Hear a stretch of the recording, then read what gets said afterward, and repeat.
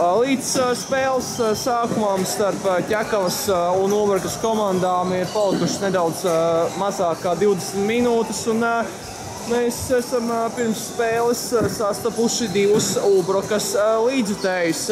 Iepazīsimies, kā jūs sauc? Jānis Kontrols. Kā vēlreiz? Aha, skaidrs.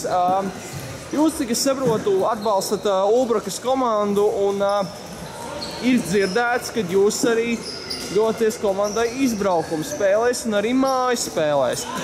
Kāpēc jūs tik dedzīgi atbalstat tieši Ulbrakas komandu un nevis, teiksim, piemēram, kādu citu komandu?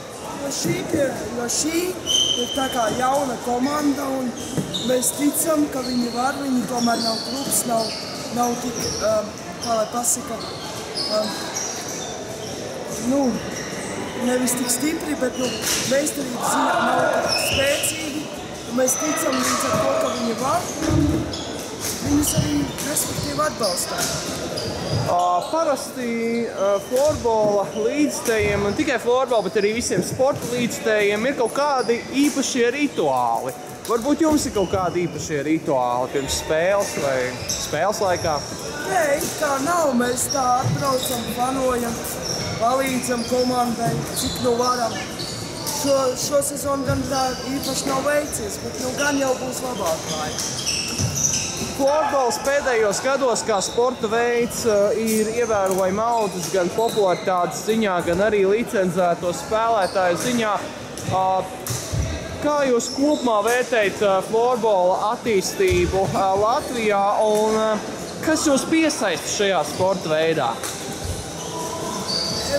Es domāju, ka florbolam Latvijā vēl ir kur augt un augt, un būs, gan jau būs vēl labāk laiki, jā, un kā mani piesaista šī te Ulbrakas, vispār florbols, tas ir tā, ka tas ir kaut kas līdzīgs hokejam, un līdz ar to te ļoti daudz tādu emociju, un ļoti, viss tāds interesants, un vēl līdz pat spēles beigām nav zināms, kurš būs uzvarētājs.